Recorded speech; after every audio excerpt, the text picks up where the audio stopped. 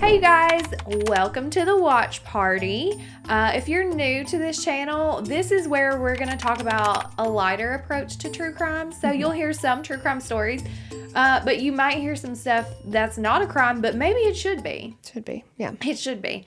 We're looking at you, Love is Blonde. If that sounds like something you're into, go ahead and hit the like and subscribe, and you'll never miss an episode. And for our regular K-Cuties, today we are going to talk about the 2020 episode called Meet the Other Me. It's about a small-town serial killer, Shawn Grate, yucky vibes, and his chilling confessions. Big yucky vibes, for sure. All right, let's get into it. Let's do it. Let me have this pulled up. Okay. All right, so this episode opens with a 911 call, and there's a woman on the phone saying that she's been abducted, and she's near a laundromat on 4th Street. She says that her captor is next to her, but he's asleep, and he had a taser, and this is in 2016, and the police respond, but they're not sure, first of all, if the call is real, but thank God they're still responding. Yeah. But they also can't tell exactly which house it's in because obviously she's been abducted. She doesn't know the address of where she is. Right. And they kind of narrow it down to 2 houses, but they look exactly the same. They're the same color. Yeah. So she has a general kind of description of where she is, but it happens to look exactly the same as the other house. How they narrowed that down, there's no context for how they narrowed it down, and that was like, because they looked identical to each other, I was like, how the f*** are they going to find this girl? It was... They do. They find her. And this is in Ashland, Ohio. It's a super small town. It's got a large Amish population. I mean, it is one of those towns where, like, everybody knows everybody. Yeah. Then we also learn about a 29-year-old woman named Elizabeth Griffin who had vanished the week before the 911 call came in. And again, this is, like... such a small town, 2 people missing, or... one missing and one saying she's been abducted.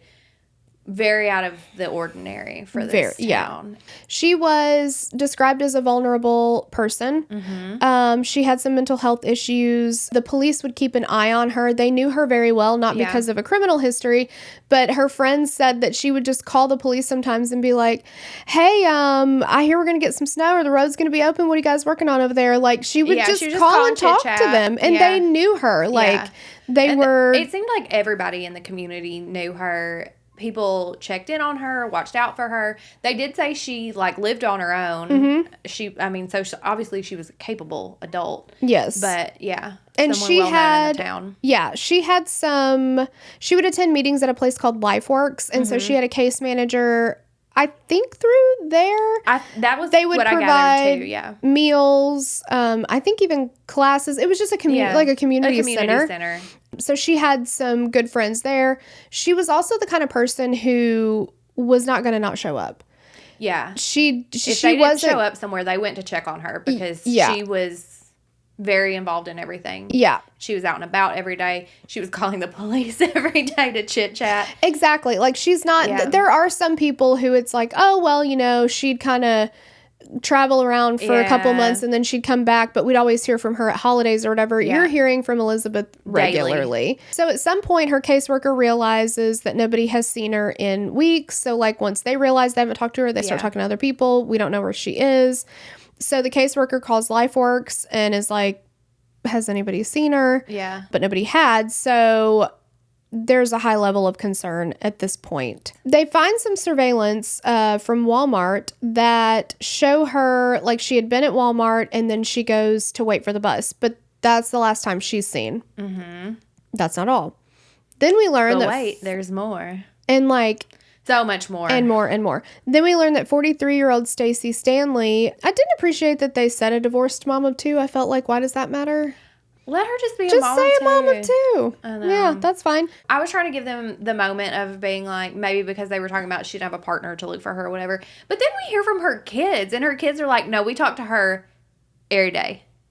multiple times a day. Yeah, so just lead with the mama too thing. Exactly. Yeah, like you're right. Now I've got umbrage too. See, yeah, because I thought, okay, well maybe the husband's gonna come into it, because it's like it's always the husband, right? So like maybe they were gonna look at the ex as a suspect. No, it never literally comes up again. I was like, again. Seriously, whatever. Okay, her sons are Curtis and Corey, both with K's. They describe her as loving, caring, someone who would do anything for anyone. She'd give you the shirt off of her back. Yeah. She was always there for her kids. She was a really outgoing person. Like you said, they talked to her multiple times a day. They said that like if she called you once, she called you 50 times. Like she's just like, hey, what are you doing? Hey, this is what's going on. She was like just back to back. She's like, I'm sorry, you must not have heard I called you. I know. Yeah. She's like, I gave you life. You will answer this phone. 100%. So Stacy lived 30 minutes from Ashland in, I feel like, a city. In Connecticut, this would be pronounced Greenwich. I feel like. I would still say it's Greenwich. Okay. They wouldn't call it Greenwich, right? That's silly. But Ohio, I don't know. I don't know what Ohio does, okay, with their verbs and with their vowels verbs. And English is our first language, we promise. I forgot the word consonants. Okay. But anyway, it's a different county. So on September 8th, 2016, Stacy was driving from Greenwich. See how I did both just in case? Yep. To Ashland. Because let me tell you, if there is one thing about true crime that I know is that you pronounce the city wrong and you're going to have your ass handed to you. So she goes to Walmart, which I immediately was like, that's suspicious. What's up with the Walmart? Exactly. That's 2 Walmarts. 2 in a row. Walmart used to be a safe space. I know, not anymore. Also, not in Ohio. Sorry, Walmart. It had nothing to do with it. They just went there. But you just happened to be the location. She got her nails done, and then she had to stop at a gas station, so she's getting gas before she goes home. However, she calls her son Corey at 8:30 p.m. because she ends up with a flat tire. And then her sons are like, okay, we'll find someone to come help you. So they get in touch with a family friend, and the family friend is heading over to the gas station she's at. And they're like, bingo bongo, you're taken care of. And then she calls them and says, actually, this very nice man stopped to help me. This is why you don't accept help from Never. very nice men. Never. Or very not nice men. None of them. Don't accept it. Yeah, don't. Like, tell them. And her son was like, you tell him to go kick rocks. We've got somebody coming. Yeah. And she was like, no, he's so nice. He seems really nice. And she's like, he's just trying to help me or whatever. Do you know who else seemed nice? Joe Goldberg. Oh, my God. That's why I don't let people help me carry groceries to my car. Hell no. So they say, don't let this guy help you, whatever. And she's like, dude, it's totally fine. He's super nice. It's going to be fine. So she says, he got me all fixed up. Seems like everything's good. I'm going to give him a ride home. And I'll call you in the morning. Okay. I think my question is, obviously he just like walked up, I guess. But like, if you need a ride home, I just feel like it was, and we know this about Shawn Grate now, right? Of course she couldn't have known, but like he used that as an in. Mm-hmm. Like, I helped you, now you help me. It's the right thing to do, the reciprocation. She feels like she needs to. Yeah. She trusted him, obviously, so she goes to take him home. But they never get a call, which is unusual because, remember, she'd be calling all the time. Yeah. So they're like, I don't like that. So they go to Stacy's home, and her chihuahuas were in their kennel. And she loved these dogs. And I'm going to be honest, though, a chihuahua, keep that thing in the kennel. But she loved those dogs. She did. And they were still in the kennel and had been in the kennel. And that's unusual. Like, she's not going to leave them there. It was a clear sign to everybody that knew her that she had not been home. Exactly. So something's wrong. So they call the police. The police put out a BOLO for her vehicle. And the boys and then their aunt, which is Stacy's sister, they go to drive to that BP to see if they can find her. Her son also printed up 2,000 to 3,000 flyers to pass out. That's so many flyers. I teared up watching him talk about it. Like, they broke my heart. And her sister, oh my gosh. Oh my gosh. Awful. So then they get a call saying the car had been found. Yes. And when the boys got to the car, the driver's seat was pushed all the way back. And they were like, my mom was short. Yeah, she wasn't. There's no reason. She was not the driver. 100%. But they also found, so their mom smoked. Mm-hmm. And there were cigarettes in the car, but there were cigarettes that she didn't smoke. They weren't her kind of cigarettes. So they're like, somebody else smoked them. The way these boys were on it. Dude. was insane. That made me consider taking up smoking. I know. Just for evidence purposes. Yeah. Like, I don't want to actually smoke. Maybe I'll just, like, put one in my mouth periodically and just, like. It is good. All right, carry on. Okay, so. Uh-oh. We lost our place. They found the cigarettes. Yes. They were like, these aren't hers. Oh, here we go. Okay. Now we're back. Yes. Okay. All right. So then we go back to September 13th, 2016. And remember, that was the day the 911 call was made. Yes. At this point, Elizabeth had been gone for a month. Stacy had been gone for 5 days. So the woman who made the call let the dispatcher know her captor was asleep in the bedroom. He had a taser, and she can't get herself out because he's removed all the doorknobs from all the doors. How did he get himself out then? There are some things in this episode that I'm like, excuse me, we need a little more context. Yeah, they don't elaborate on the things I need them to. Does it ever say how long she was there? No. I didn't think so either. I didn't see because that. I had questions when we get to the end. I was like, okay, this girl was held captive there. Did she know about any of the other stuff they're going to find in the house? It doesn't sound like it. It doesn't sound like she did. But if Stacy had only been missing for 5 days at the time this phone call comes in, then that girl, if she didn't know, and presumably, based on what they find, she would have known something was up. Yeah. She couldn't have been there that long. I don't know. I mean, I hope she wasn't there for that long. So at some point, so she's on the phone. She's obviously being very quiet. Yeah. Because she doesn't want to wake him up. And then she's like, oh, I woke him up. Like, you can hear the fear in her voice. And they're like, okay, just set the phone down. Stay silent. But leave the line open. So 5 minutes later, she comes back on the line. And she's like, I don't hear any officers. Like, how much longer is it going to be? Yeah. He went back to sleep, like, whatever. So at this point, they're trying to figure out which house is which because they're like, are there. Yeah. They're in the area. They're trying to find the house. And they're like, if we just bust on the door, he could do something to her. Because they don't know anything. They don't know what the situation is or anything like that. So they are trying to determine which house. And then she presses her hand up against a window. Yeah. And like the officer talking about it is tearing up because he's like, I saw her hand and I knew that she was in there and I knew that we had found her and we had found the right place. And it was just so moving. Well, and he says too that the dispatcher told him that she had said, I heard a door, tell them to come back. Oh, yes. Because they had walked to the other house because they were just like peering in windows trying to see, because these are abandoned houses, which I don't feel like was made clear in the beginning.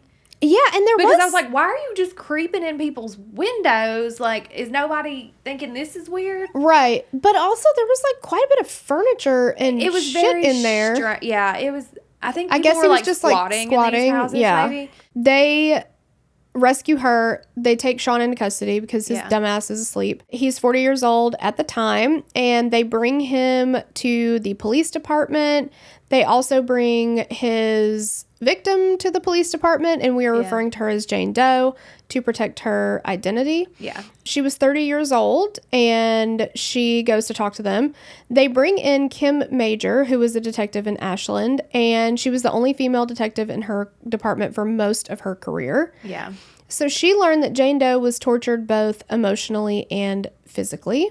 Yeah. So Jane had met Shawn Grate at the Kroc Center, and they offered free meals. So actually, I might have said that was LifeWorks, but because Elizabeth went to the LifeWorks. But that's where they had the classes and her caseworker and all of that. Yes. The Kroc Center, they gave out meals. Yeah. So she meets him at the Kroc Center. She said that they became fast friends. He was not, he was very unassuming. He was very kind. Yeah. They would hang out all the time. They'd walk around together. She was very, very Christian in her values. She didn't even have a man's phone number plugged into her phone. Yeah. She wouldn't cross a threshold, like into a place where she would be alone with a man. Like, she just didn't do that. Yeah. And so he at some point had said, well, I want more from this. I would like to, I'm romantically interested. And she said, thank you, but no thank you. I'm not romantically interested. Yeah. And like, good for you, girl. Yeah. Which, that now you get abducted. Yeah. Well. So they're walking around. They end up at his house. He says, I have a bag of clothes for you. Remember, come to the house and get the clothes. So she was like, okay, I'll come get the clothes. And she said, against her better judgment, she walked inside the house. And he said to her, do you have an extra Bible? I need a Bible. Like, I just don't have my own Bible. And she's like, oh, okay, you know. So she gets a Bible for him, and she said she's reading the Bible, and he starts pacing and getting really, like, nervous acting. Yeah. And then all of a sudden, he just lunges at her, rips the Bible out of her hands, and attacks her. She tried to fight back. But everything that she did, it made him just attack her harder. Yeah. And he sexually assaulted her, she said, in every way imaginable. 4 to 6 days later. Notice the wardrobe change? It's because we don't have good time management skills, and we had to do this in 2 parts, even though it was supposed to be 1. From the top. Well, yes. Here we go. Here we are. Okay. So, Jane Doe then mentions Elizabeth Griffith's name to Detective Major, and she said that Elizabeth had lived in the building next to her. One day, Jane Doe, Shawn Grate are playing badminton in the front yard. Elizabeth comes out and introduces herself, like she would do, right? Yep. And that's how they all met each other, and so they all would go to the Croc Center together. They knew each other from there, all that point. Or all that stuff. So at this point, the police are like, okay, well, is he involved in Elizabeth's disappearance as well? Yeah, because still nobody has heard from her. And Detective Major decides she needs to talk to Shawn Grate. So she actually decided in this interview, for whatever reason. This got wild. Yeah. She was like, I'm going to bring my own, like, recording device to wear. Yeah, so random. Yeah, just in case for whatever reason. Because I think she knew at that point, like, or had a hunch or whatever that he was involved. This guy's involved in more than one thing. This is bigger than this. And so she wanted to be sure that she got a recording just in case the video equipment went off. Yeah. And literally, as soon as they started talking, the video goes off. Yeah, it's like that it malfunctioned. So she ends up talking to him, and she said she took off his handcuffs so he would feel more comfortable. A bold choice. Bold choice. That's scary. Yeah. So she finds out he grew up in Marion, Ohio, which is about an hour from Ashland. He was described as charming, having piercing blue eyes that women always recalled.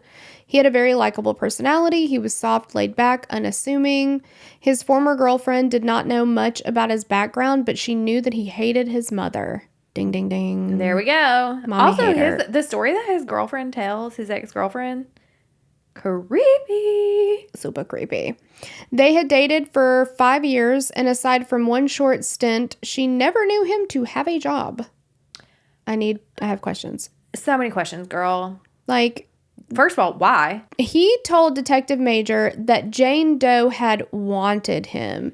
They were in a relationship, and she wanted a sexual piece of this. I didn't like the way he said that.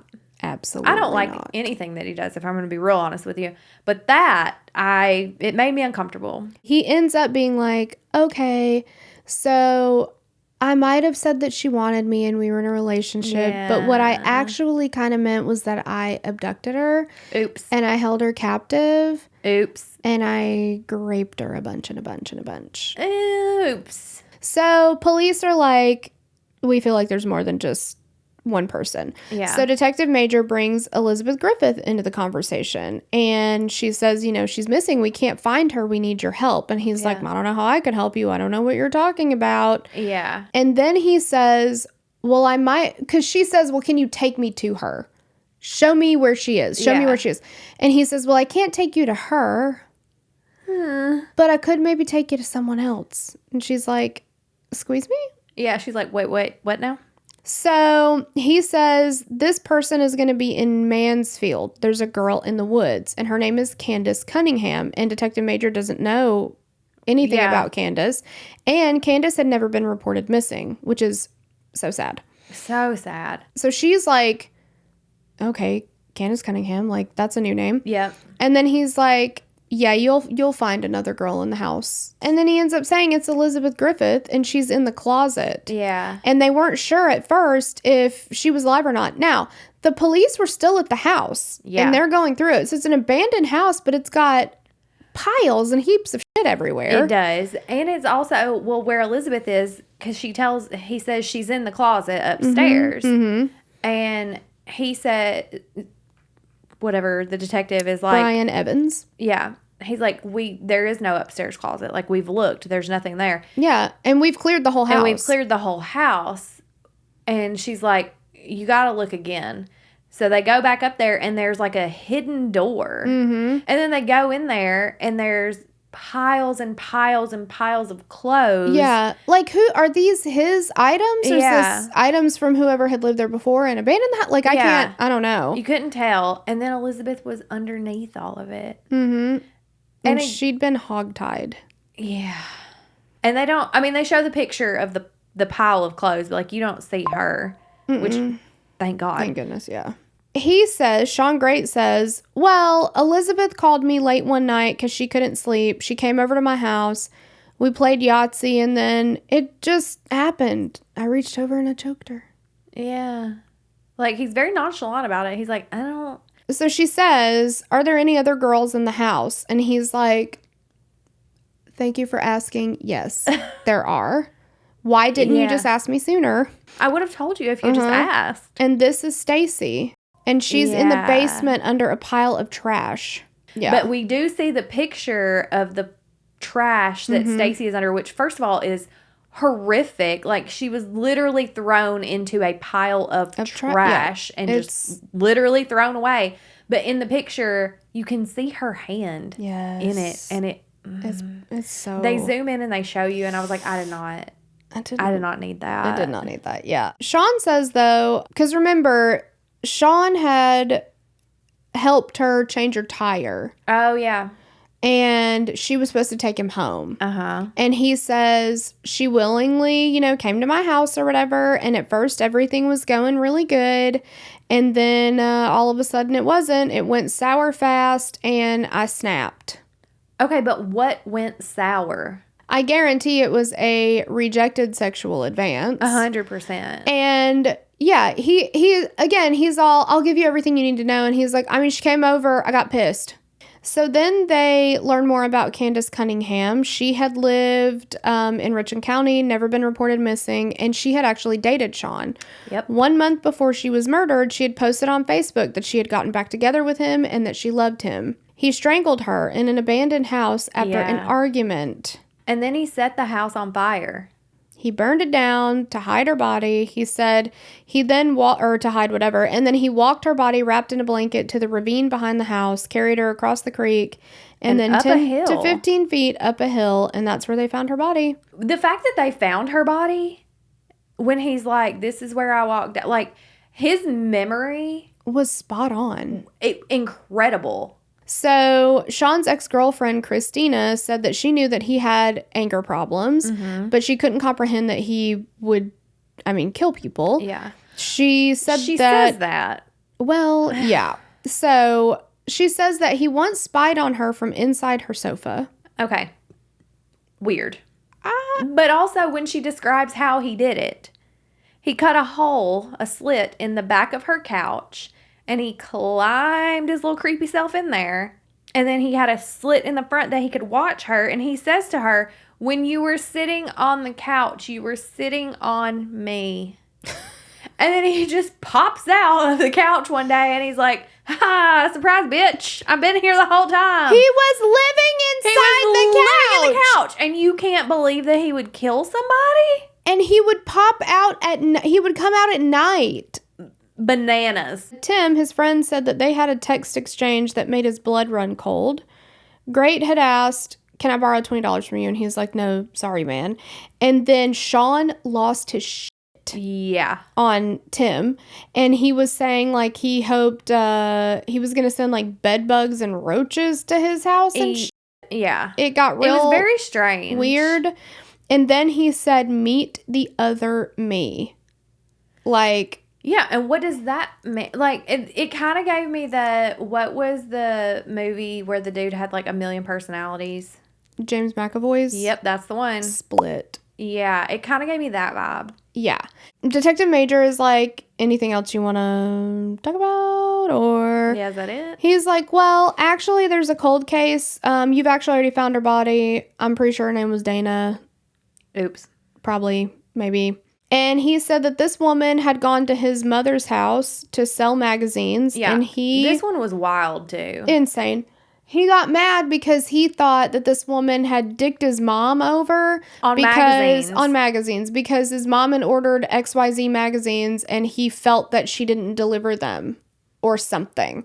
And so he told her this, fake story. Oh, I've got some money back at my house that I'll give you. I'll order some magazines. So she goes with him to his house.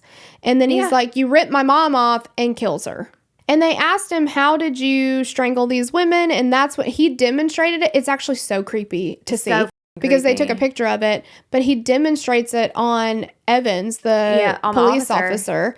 And he stands behind him and puts him in the chokehold or whatever. And he has a crazy face when he's doing it. And they do say, it's so unusual. Obviously, it's very rare, not only to be able to sit down with a serial killer. Yeah. But for him to walk you through his methodology was bananas. Just crazy. He ends up going on trial in April of 2018 for what he did to Jane Doe, Elizabeth Griffin, and Stacey Stanley.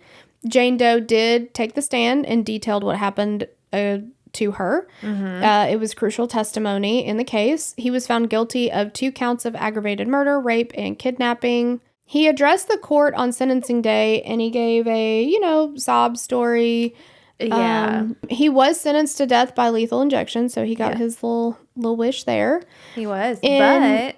Yeah. Hasn't happened yet. No, it hasn't. In March of 2019, he pleaded guilty to the murders of Rebecca Lacey and Candace Cunningham, and then the unidentified woman was identified as Dana Nicole Lowrey from Minden, Louisiana. Okay. Through genetic DNA. Somewhere in there. He also pled guilty to her murder. Kim Major ended up writing a book called Hunger to Kill about this case and her time interviewing him. She does think there are other victims. His execution was originally scheduled for 2025, but it is on hold now until Ohio finds a new form of execution. All of his appeals were denied, and he declined to interview for 2020. And that's the end of this. It is the end of this. And Shawn Grate eventually, maybe, if Ohio gets it together, will face execution. In some way. Why was it they can't... What do they have to do? They got to find a new form. I don't know. Some states are bringing firing squads back, I guess. Oh, yeah. Because I don't know if it's because when the cocktail doesn't work, it's inhumane, kind of thing, or... Okay. I hear you. However, I will say, if we've gotten to the point that you are going to be executed, you've done all of the appeals, and we've concluded conclusively as we can conclude that you have to die. Legally. Not to be insensitive. Not to be insensitive. Why do we care? Yeah, if it's a for sure. Yeah. But there are, people that are executed that shouldn't be. So. I mean, and I get that. But even, okay, so we make him wait until we find a more humane method.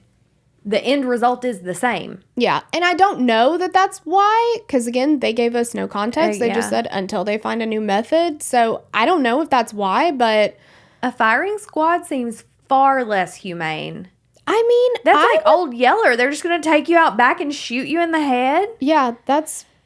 I don't know. Andrew said if he ever had to be put to death, he would prefer that than lethal injection. I was like, really? Because I feel like lethal injection, you just go to sleep.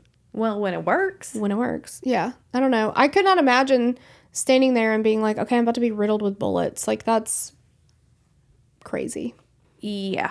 And the people that have to do, I don't know. That's just, I don't know. Maybe I think if you have to do it, I think there's multiple people and only one has a live bullet in it, but you don't know.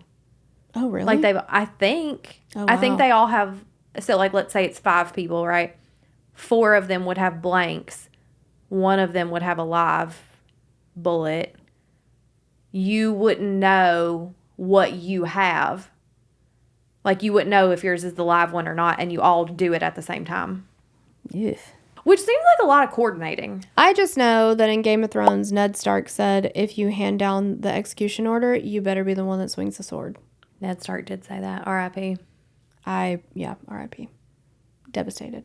I'm devastated still on behalf of all the Starks. Yes. I'll never recover from that. Absolutely not. No. But yeah, that's it. Okay, well, that's it. R.I.P. Shawn Grate. Eventually, maybe. Eventually. In peace or not, it doesn't matter to me. Do what you got to do, man. Maybe somebody should jump out of a couch for his execution. Maybe that should be his sentence. He has to live in a couch in the jail cell in the meantime. Yeah. He didn't mind it when he was free, so... Oh my God. What a weirdo who lives in a couch. So weird. Oh my God. Oh my God. So, all right. yeah. Well, we love you guys. We'll see you next time. Bye. Bye.